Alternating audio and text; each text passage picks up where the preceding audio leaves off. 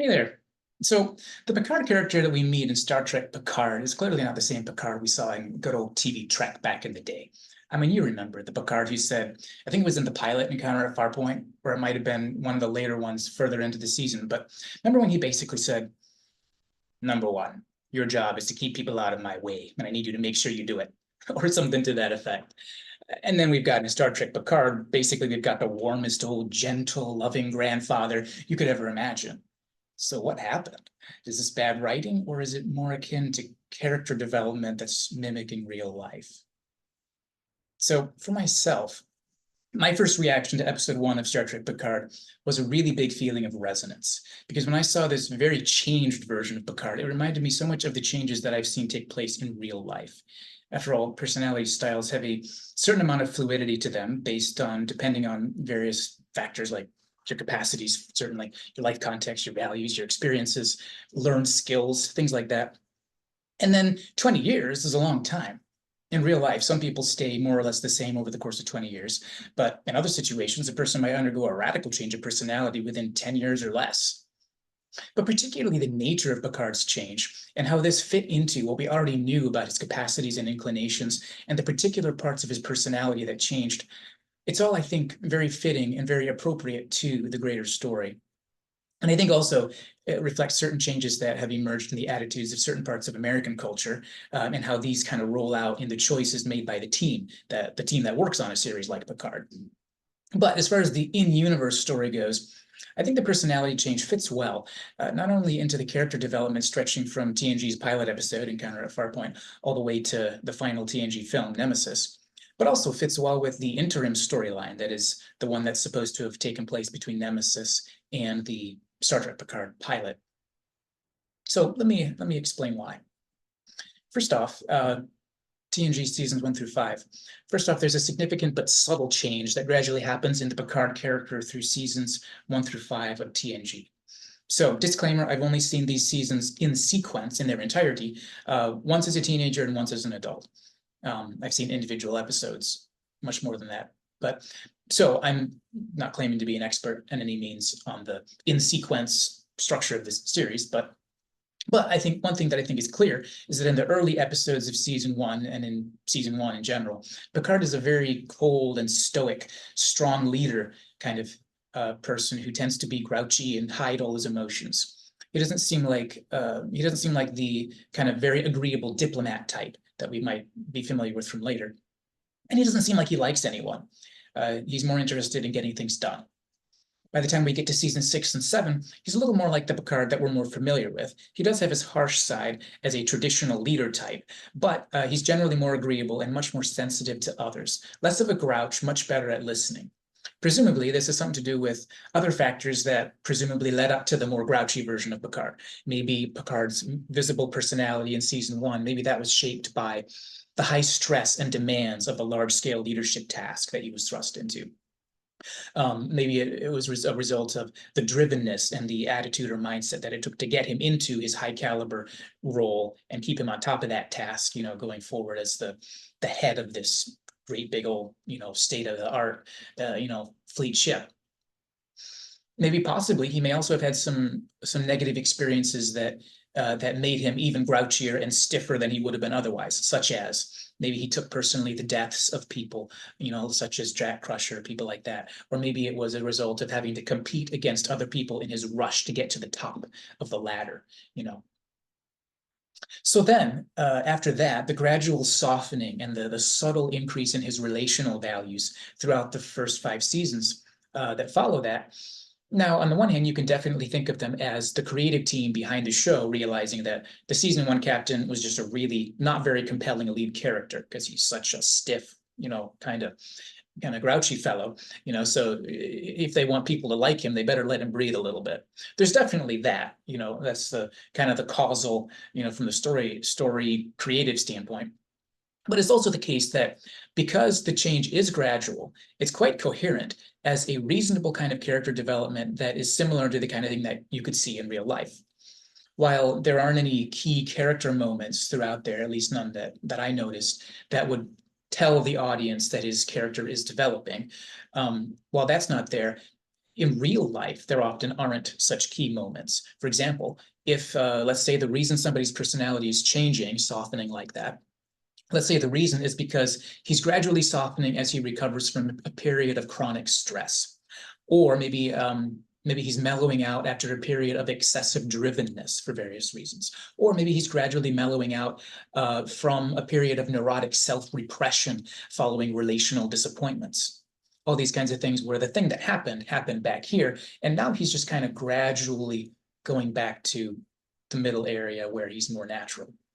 So these are all the kinds of things that could explain the kind of transition that kind of gradually happens, probably spontaneously happens. Like there's no thing that's making him mellow out. It's just kind of spontaneously happening. For a character like the Picard character between seasons 1 and 6 TNG.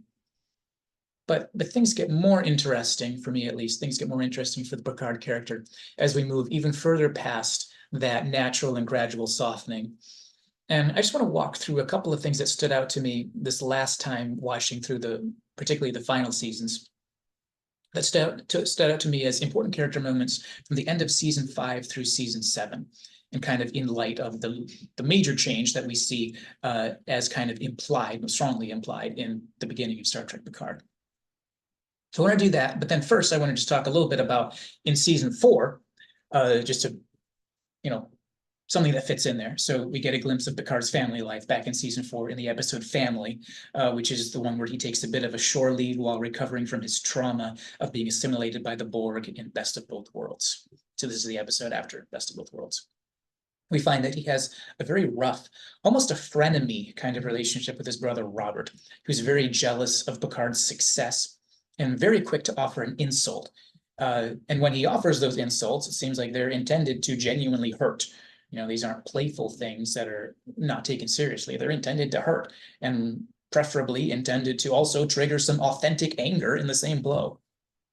But we begin to suspect, as we watch, that this kind of frenemy vibe that's going on, it may be one of these kind of predictable and stable parts of a functional relationship, which may be one of Picard's closest and most meaningful connections.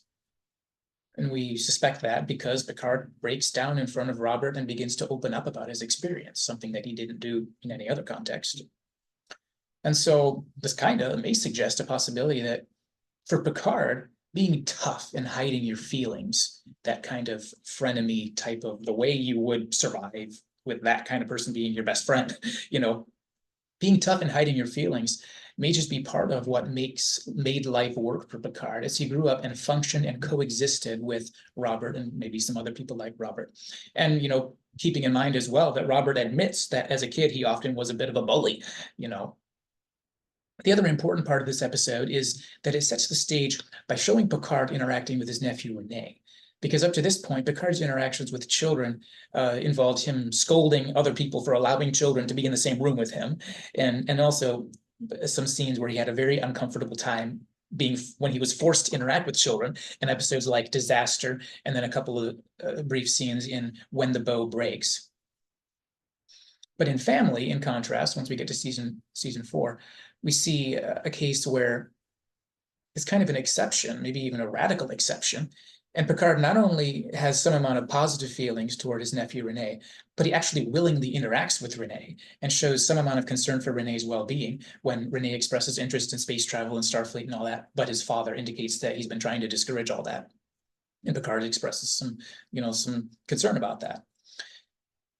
Of course, it won't be until generations that we come to see, and Picard comes to see, just how much, at least over time, whether or not this was the case now, at least over time, the idea of his nephew actually came to have some significant meaning to him on an unconscious level. And we won't see that. We won't see that kind of significance until generations. But it was kind of, it comes back to here. So I thought it'd be good to mention that in terms of the scope of Picard's development. All right. So those episodes I was going to mention. These are some important episodes that I noticed this last time watching through the last couple seasons, and particularly in light of what they did with Star Trek Picard. So the ones I'm going to go through are Inner Light at the end of season 5, and then in season 6, Relics near the beginning, and then more toward the middle, Chain of Command. Season 7, Bloodlines, and then the series finale, all good things. So first off, with Inner Light, Picard gets to experience a whole lifespan in a few moments, but the end result, when he goes back to his life, the end result isn't just that he's got to see this alien culture that ended up getting wiped out. It's not just that. He also got to experience a life that was very much focused on community and family, a whole life.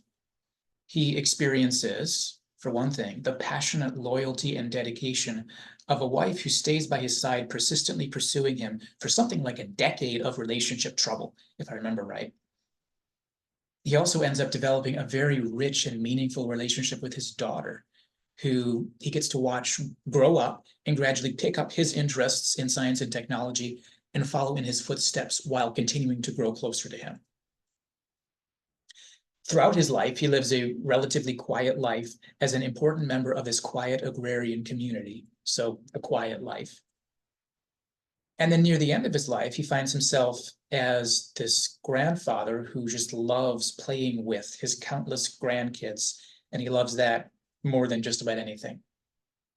Or maybe he was a great grandfather, I forget.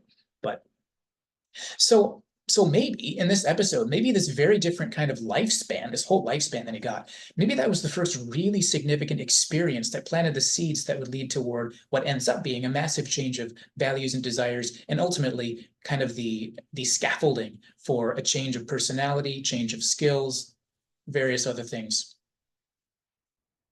Next one I noted, well, I'll skip one and then come back to it. Chain of Command, Part 2. This is the middle of season 6, where Picard gets tortured by the Cardassians. Not only is this an intense trauma on a similar level to Best of Both Worlds, but it's also got a significant psychological aspect because the Cardassians are trying to break his will and even his sense of reality. Spending so much time in a state where it seems like you've lost everything that matters to you for good. It's in a space where you are being struck with the nearness of death and the frailty of life. That kind of thing has a powerful way of causing people to take stock of their lives.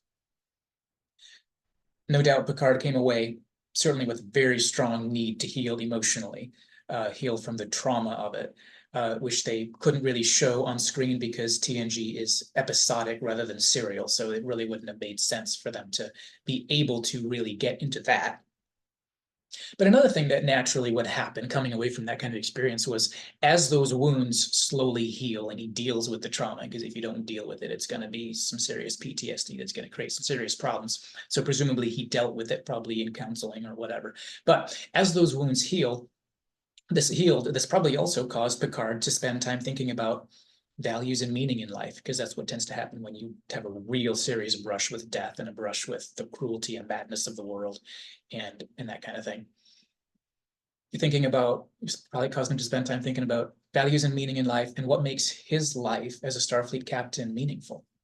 Is it the rank or the relationships, the formal commendations or the moral decisions and the people he can help? As well as probably also caused him to be thinking about what makes him and what makes Starfleet different from his tormentor, from the Cardassian culture. One of the ironies in this episode was that they depicted the Cardassian tormentor. At one point, they showed him with his young Cardassian daughter, and Picard as well saw this young Cardassian girl, who the Cardassian guy, he treated this girl with sensitivity and care as he taught her that people like Picard need to be tortured and subjugated because it's right. And the irony of the situation was that this Cardassian had children, or at least he had one child, who would lovingly inherit all the malicious beliefs that this guy wanted to pass on to them. But Picard, ironically enough, doesn't have any parallel in his life who fits into that role of the innocent little girl who's going to take what her dad gives her. Picard didn't have any parallel like that, who he could instead teach the values of goodness and rightness and other Starfleet values, such as the dignity of every individual and the importance of working for the betterment of everybody and all that kind of stuff. So in the wake of these kinds of traumatic events, while the PTSD wounds gradually healed, it would make a lot of sense for Picard to be remembering that innocent little girl and finding himself asking, so where's the parallel on the good side? Where's the alt version of that innocent little girl being fed Cardassian lies? And maybe even bouncing in his head, who can I tell the truth to, build a relationship centered on truth with, while over there, the same thing is being done with unthinkable lies, unimaginable, twisted versions of reality being passed on. Now, I skipped over and I want to go back to near the beginning of season 6, so a little bit earlier than this, was Relics. This is the episode where Scotty from the original series comes through transporter stasis, as it were, comes straight from the TOS era. And the reason this one stood out to me in terms of the Picard character is because this is one of the first really meaningful scenes, at least that I noticed this time around, that really shows the personable, people-focused, sensitive side of Picard in action.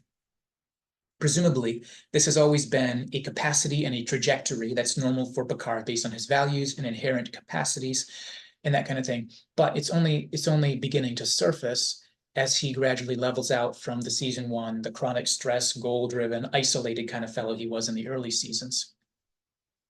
When Picard sensitively approaches Scotty in the holodeck on the virtual bridge of the old Enterprise, he's not just trying to scratch something off his to-do list, or step up the corporate ladder, or succeed in the mission that Starfleet gave him. He's actually sensitively reaching out to somebody who needs some help. And he's taking the time to play a relational role that isn't required for his job at all, but only has value if people have value in and of themselves. And he does it in a really excellent way. And at this point, he's still got the same personality. He's not, the extremely empathic, highly expressive guy from Star Trek Picard. He's still the same guy, minus the grouchiness from the early seasons. But even though there's no real visible personality change, he's stepping into the kind of territory that I would suggest kind of seems to foreshadow the transition that's going to come. And then we got in season 7, we got Bloodlines. This is the one where Picard finds his 20-something-year-old fellow named Jason, this kind of rebel kid, who may be his son. It ends up turning out that he isn't actually his son, but in that period where they're not sure, and it looks like he probably is, at that point, Picard kind of realizes that this kind of relationship matters to him, even though Jason is the total antithesis of Starfleet values. But unfortunately, for Picard, as an older man who his only social experiences for most of his life have been within these very formal Starfleet-oriented contexts, that's where he built his way of relating to people. So for Picard, he has a really uncomfortable time trying to build any kind of relationship, because with this kind of, young rebel kid, he has a very difficult time because of his very limited set of social skills. He's very good as a diplomat, talking to aliens and Starfleet, ambassadors and admirals and all this kind of stuff. But when it comes to this kind of context, his social skills fail him. And failed him desperately, terribly. And Picard admits in conversation, he goes to talk with Beverly, and in that conversation, he admits to her that he's painfully aware that he doesn't have a clue what it means to be a dad, or even what it means to try. But as he goes through his kind of rocky ride trying to do that, and he does finally build some positive rapport with Jason. And no doubt, as that happens, he no doubt begins to realize that kind of connection and the kind of impact that's associated with that, the connection of bloodline, as the episode title puts it, Bloodlines. He most likely begins to realize that this is the kind of thing that could matter to him a lot, or maybe just flat does matter to him. And maybe this also, kind of like what I said with chain of command, maybe this also causes him to ask, who in his life there might be who could fit into that kind of role, who could represent good values being instilled through Picard into the next generation of the Picard bloodline. And of course, the answer to that is there is no such person. And Picard probably says to himself, that he's so glad. He's so glad there isn't, because that would be such a headache to try to navigate if there was. What a relief that Jason isn't my son. But under the surface, the seed of the idea is there. And once again, maybe the thought pops in his head, hey, maybe Renee will grow up to be the next spacefaring worker of good to represent the family name of Picard. I mean, that would make a lot of sense for that to be running through his head. And then we get the season finale, All Good Things. We get to see an alternate future timeline of Picard getting old. We get to see the alternate version of that that's quite different from the one we see in Star Trek Picard, and the character is miles different. In this version, he doesn't grow into a tender, sensitive old man like in Star Trek Picard, but instead a bit of a grouch, kind of like we're back to Farpoint, and maybe even a little bit grouchier than that. And he chooses a beard as well, and that's obviously has massive significance. Just kidding on that part. But so in this world, a lot of things are different, and it doesn't seem like Picard is particularly close to anyone. And when Geordi comes, Picard does probably what he does with anyone, and he kind of just takes the grouchy, route, which would make most people be like, okay, bye, heading off. And also in this world, Data's still alive, and just a lot of things are different as well. But by the end of the episode, all of his time travel experiences have caused him to take a visible turn in his perception or his perspective on what matters in life. Because he realizes that all these people in the distant future who came together to help him out, even though they came together to help him out, even though they weren't his crew anymore. And so he just kind of realizes these are real people who are of value and who care about him. And maybe rank and mission updates and things like that aren't the only important things in life.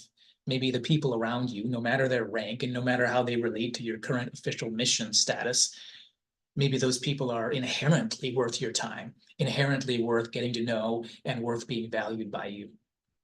So he kind of takes a visible line in the sand kind of change of trajectory, which is symbolized on screen by him stepping in to join that poker game. Completely unexpected by the staff who are playing the game, the senior staff, completely unexpected by them, but completely welcome.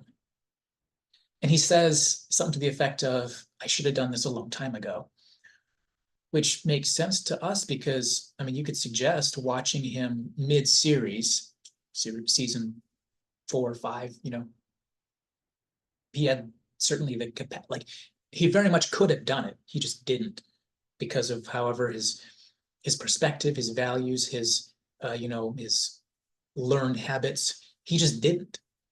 And then you could also suggest, at least since the episode Family, when he had those experiences, at least since then, he would have had reason to realize and to admit the fact that it matters to have people you can confide in, people who have more identity to you than just their rank.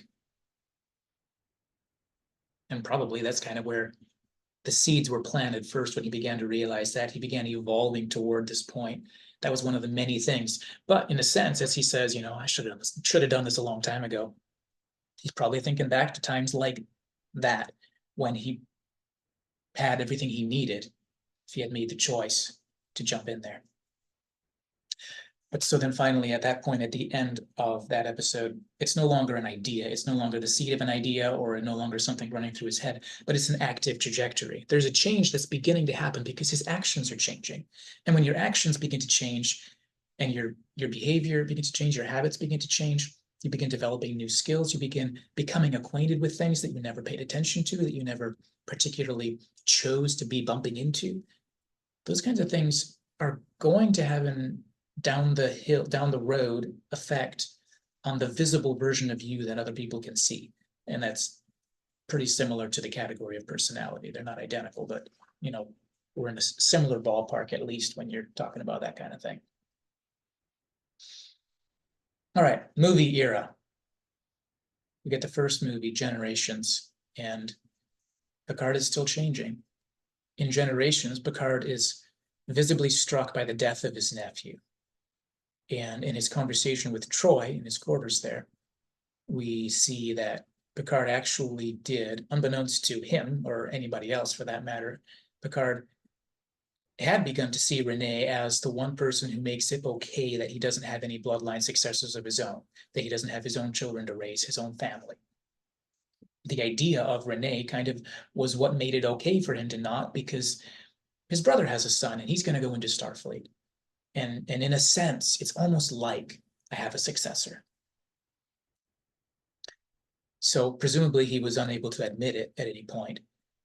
But now, only in the context of this, this emergency mental health counseling session, it's in that context that he's able to break through the barriers of his emotional repression, because he has to break through those barriers and talk about what's actually going on inside, or else he'll remain emotionally paralyzed, which is what happened to him. This tragedy happened. And then remember the part where he says, number one, please take care of the situation. There's something big going on. And he basically says, please take care of this. And he goes off to be by himself, emotionally paralyzed, endangering his role as captain, not because he was too internally open to emotional experience, which is what a lot of the time people are afraid of. If I become too open to emotions, then maybe my emotions are going to knock me over and I won't be able to be a good captain. That's what people are afraid of. But he became emotionally paralyzed, not because he was too internally open to emotional experience, but actually specifically as the result of the opposite. His emotional paralysis didn't happen because the tragedy happened. It happened because the tragedy happened, and that stacked on top of his long-term inability and unwillingness to process his thoughts and feelings with emotional openness and clarity. He was closed off emotionally, not just outwardly, but also internally. Of course, there's a little bit of interpretation going on there, but I think it's pretty much there in the character in terms of that's how people work when they show up like that. So Picard's first response to the tragedy and the torrent of feelings that result from it in him, and these feelings which don't seem to make sense to him, his first response is to retreat, much like which kind of makes sense in a very real way, which also is his response. You might remember from First Contact when the tensions got really high and his emotions were like about to, these intense emotions. He retreated into his ready room. And that's the scene that we all remember where, after what's her face came in, Lily came in, and they end up talking about, the great whale and all that. But anyway, so in this case, he does the same thing. He retreats, but he retreats to his quarters, which is where Troy meets him. She meets him where he's at, as it were, and helps him talk it out and make sense of his feelings. The version of Picard in that scene there, who opens up to Troy and starts crying, looks completely foreign to the Picard we've seen at all until that point. Because Picard doesn't cry, and he certainly doesn't, cry willingly, screwing up his face and stopping and then crying with his shoulders heaving. Picard doesn't do that. And he doesn't get all soft and talk about sensitive and personal feelings. Picard is the guy who pretends he doesn't have any feelings of any kind, let alone that kind. Pretends to himself and certainly to others. But this situation perhaps was a turning point that forced him not only to admit how he feels about having kids of his own and how he feels about the importance of a bloodline and heritage, inheritance, teaching values to the next generation. Not only to admit how he feels about that, but also forces him to admit what his relationship ought to be with his own emotions. And kind of as a corollary of that, how much value he should have for feelings and emotions in general and the feelings of others.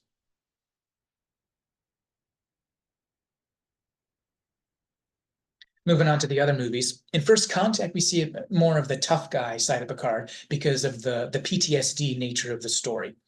So he acts angry through much of the film, which is in keeping with the circumstances that are going on and what we know about Picard, and that's how people are, But even though it would seem like this movie isn't very relevant, but I would say his growing soft side is still visible, as seen, for example, in his if you remember the scene where they're at the rocket ship and he just kind of touches the side of the rocket ship and Data asks what he's doing, and he gives his reason, and it's kind of this mindfulness approach, this sensitive, artistic, deep feeling kind of way, which not like it would have been foreign to the other version of Picard. Not that he wouldn't have done these things in TNG season 6, but he definitely wouldn't have done them in TNG season 1, and he certainly wouldn't have told Data. And I think these kinds of things, so that moment, and then as well, his really tender goodbye to Lily, and just the real emotional openness that's expressed there, the recognition that this friendship matters. Lily matters.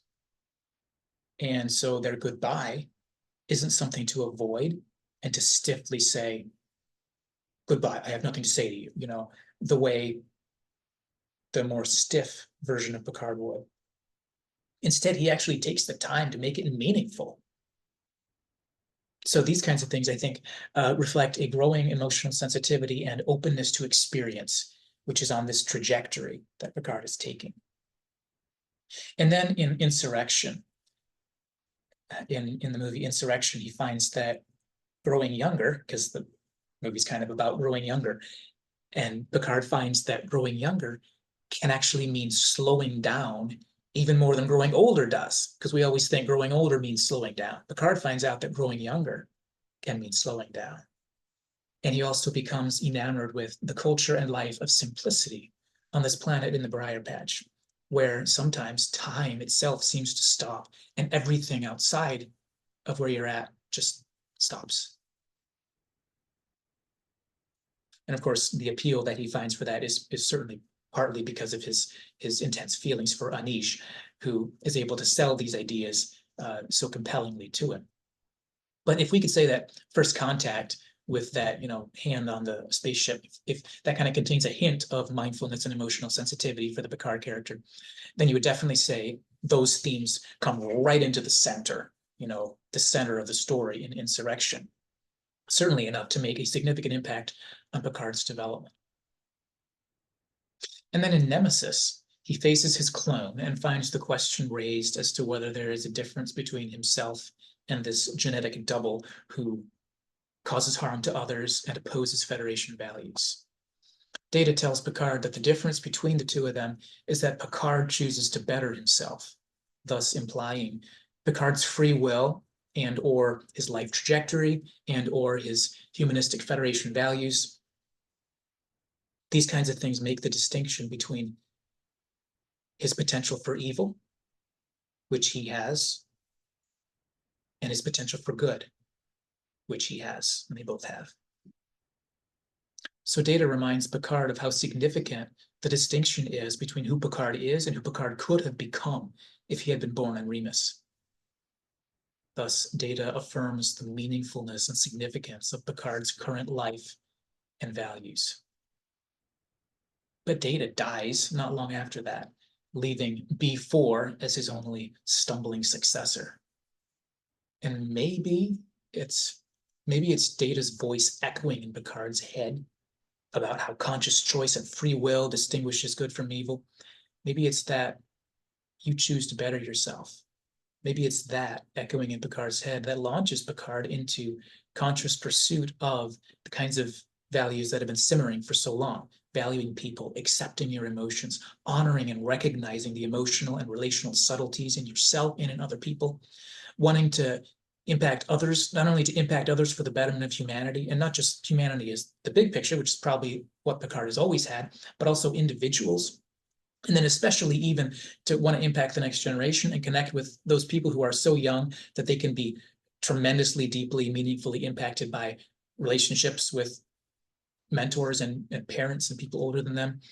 And those kinds of people who are in that really sensitive, really impressionable point where they're the most ready to accept values at a heart level. So all these different kinds of things that are just a completely different way of living from what the Picard in season 1, who was just trying to be, the most successful Starfleet officer possible.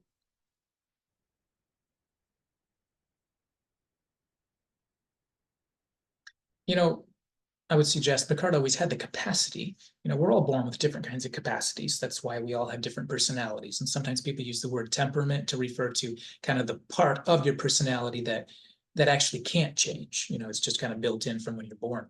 But I would suggest Picard always had the capacity to be emotionally sensitive, empathic, relationally warm, expressive, socially aware, etc. He always had the capacity to be an interpersonally motivated, lovable old grandfather with a high EQ. But he didn't develop those skills and tendencies. He didn't experience that shift of personality until his values were, on the one hand, they were primed for that kind of life focus through all those things like I listed in the various episodes. Those are kind of priming him. And then he actually steps into the kinds of behaviors and lifestyle and habits and stuff that would allow him to cultivate that side of his capacities. So then over the next 6 or 7 years after Data's death, Picard gradually develops something close to the personality that we see in Star Trek Picard. And then we get the dark side of the change in Picard's life in that interim. So we just saw how he becomes kind of a more likable, Picard was already plenty likable in season 6 and 7, but he becomes an even more likable and more relationally oriented person in that interim period. And then we got the dark side. So in the shadow of those haunting conversations with Data about choosing to better yourself and what that means, in the shadow of that and the death of this person, Data, who reminded him what distinguishes him from his evil counterpart, within 5 or 6 years of that, the Romulan sun explodes and Picard finds that the Federation leaders are so controlled by fear that they refuse to do the right thing and try to give aid to the vulnerable, almost as if the people around him, who he thought were all the bastions of goodness, it's almost like they've begun to bleed over onto the wrong side of that fine line between Shinzon and Picard. The difference between your free will and your values working for the well-being of everybody or not, And then around the same time, the Mars incident happens, which leads to more of the same. And androids like Data are banned. So now it's not just Data being dead, but Data and anyone like him are rejected and hated by society. And Picard's world has been completely upended. Because presumably this whole period of his life has kind of been shaped by Data's, not his last words, but his last really impactful words. Picard's world has been completely upended. He's lost his sense of the goodness of reality, and he probably feels like the distinction between Picard and Shinzon, that distinction is kind of bleeding into this twisted mass of futility and confusing shades of reality, while the one person who, Data, the one person who affirmed for him what it means to be good, that person is relegated away by a whole society led by people who can't seem to stand for what's right. A whole society that's starting to look a little more like Shinzon than Picard ever would have thought possible. So Picard is disillusioned and ready to quit life. But he's still the same Picard who's been growing, who's been continuing to grow into, sensitivity, from these relational values and priorities, growing in recognition of the importance of people and friendships in his life, and a desire to value empathy and relational involvement and all this kind of stuff. He's still the same guy. And in the midst of all these distortions of society and the distorting of his sense of what was good in the Federation, as everything's kind of bending and twisting out of shape, he's getting disillusioned. I wonder if in that context, Picard kind of just remembers the fairy tale-like goodness that felt so precious to him back in the Briar Patch, back in Insurrection. That quiet, mindful life where time itself slows down. So he takes a couple of Romulans who he can manage to invest in and goes to live a quiet life with everything else blocked out. Just him and a couple of people, because people matter. And all the rest of that crap, he's just going to block out, get rid of it, and refuse to face it. And so at that point, he continues living, growing the quiet life for 14 more years, growing into a quiet, sensitive, relational old man who cares about the few people in his life who don't represent the callous coldness of scared Federation diplomats who refuse to reach out to help others, and the callous prejudice of scared politicians who reject a whole class of individuals like Data just because of a tragedy that they couldn't explain. So going back, to the beginning, Picard's personality change from that scope of when we've known him was gradual. It seems like the source of Picard's personality change goes like this.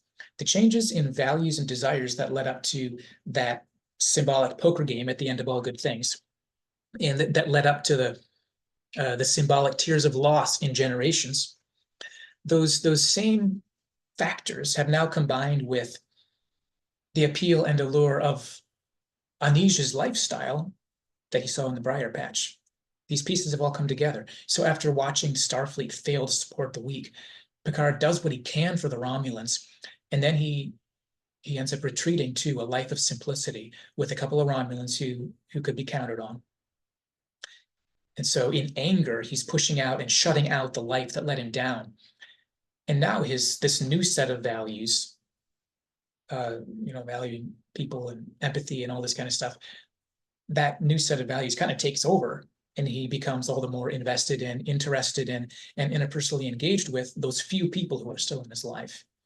And then, so collectively, the 14-year gap between Nemesis and Picard episode 1 result in a personality change involving increased sensitivity, EQ, emotional expressiveness. For example, he learns to smile regularly, so much so that he even smiles naturally. His smile comes out in Star Trek Picard season 1, episode 1, when he's depressed. The smile still comes out because he's changed in how he expresses himself.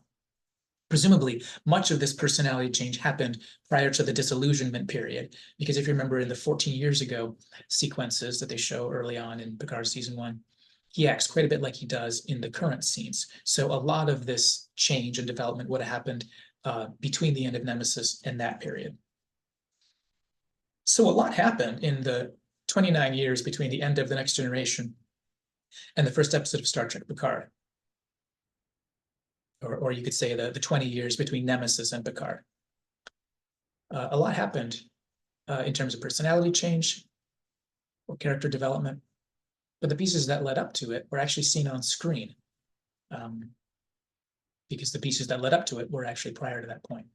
What was needed to cause those factors to actually roll out into the personality change, versus just the motivations changing, what was needed for it to transition into his way of being to change was he needed the situational space, the time, and the opportunity, and the real pushing motivation for that development to play out.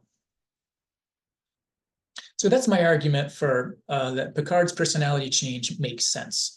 I think it makes a lot of sense. I think it's very realistic. And I would suggest personality changes, kind of in talking about real life, personality changes as dramatic as Picard's, they may not be common. Like, you're not going to see that, every day.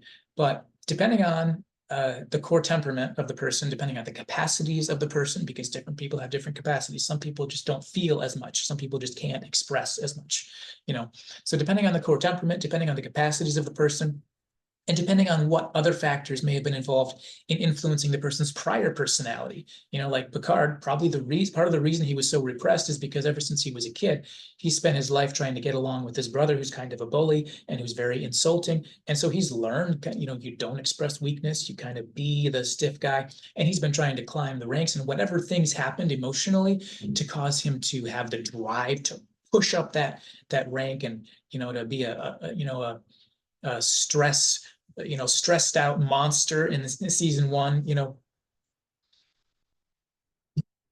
whatever factors cause that to happen. So depending on core temperament, capacities of the person, and depending on what other factors were involved in shaping that person's personality prior, factors other than their core temperament and capacities. So depending on all those kinds of things, dramatic changes of that kind definitely happen in the real world. And I think most of us are probably going to see somebody who went through that kind of change at some point. And sometimes in order to find out, you really have to see the person before. And sometimes this is the kind of thing where, you talk to the person and they say they used to be that way and you don't really believe them, which something kind of like that happens when Soji is talking to Picard in one of the last episodes. I think it's episode 8 or 7. And Picard and Soji are having a conversation. I think it's in the cafeteria. And Soji says something about, Picard's talking about the nature of Data and how they got along. And Soji's like, yeah, and you loved him. And Picard's like, well, about that, and he basically says, Data struggled to express emotion. I forget how he phrased it, because Data didn't struggle. He just didn't, I think he said his capacity for processing and expressing emotions were maybe challenged or what, and then he said, and he and I had that in common. I just love that scene, because that's the kind of moment where someone like Soji is going to look at someone like Picard and and hear about this really unemotional, stiff, isolative kind of person who Picard used to be. And when that happens in real life, and I think it was kind of implied in that scene that Soji's kind of like, it's not that she didn't believe him, because she believes Picard. So when he says it, she believes it. But if he didn't say it, she wouldn't have believed it. And that's how things go in real life. That's the kind of conversations where you kind of have to, convince the person it's true. Or meet somebody, knew them before or whatever. So anyway, for Picard, given the greater context of his life and the capacities that he had, he always had artistic capacities, emotional expressiveness. He could give a speech, an emotionally charged speech to, on a drop of a dime,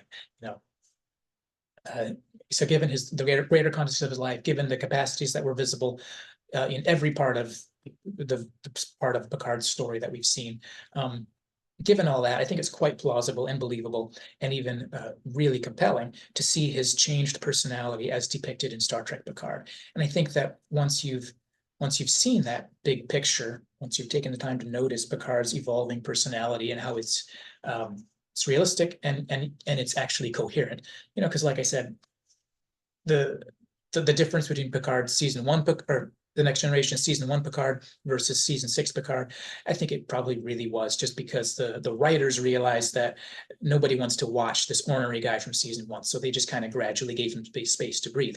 But even though that kind of thing happened, it is coherent when you look at it as a whole. And so I think once you get that larger picture, I think it becomes all the more fun to watch every version of Picard at every point along the way, because every episode or every portion in that sequence, you can look at it as part of his journey, and it's coherent, at least as far as what I've seen, since I kind of developed this picture of it at whatever point of the timeline you're at, because of how they fit into the course of his fictional but quite believable and quite dynamic lifespan. So that's my take on the changing personality of Picard between TV Picard, movie Picard, and Star Trek Picard. So have I said Picard enough? All right. Catch you around.